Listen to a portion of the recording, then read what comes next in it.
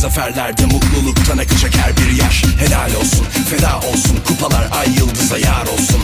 Var olsun 90 dakika, bütün sahalar Avrupa'ya dağ olsun. Avrupa duyacak Türklerin ayak seslerini. Herkesler soracak büyük şampiyonun ismini. Avrupa dikecek bizim gibilerin heykelini.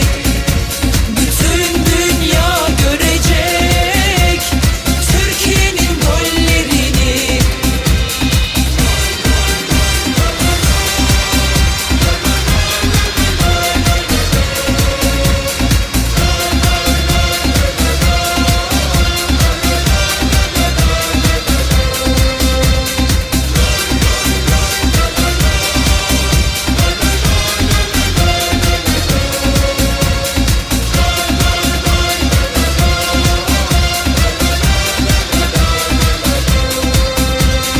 Yaz, haydi yaz, yaz futbolun tarihini. Kupaya giden bu yollarda illet yerleri gökleri. Gol, haydi gol, gol, gol. Türkiye'm göster kendini.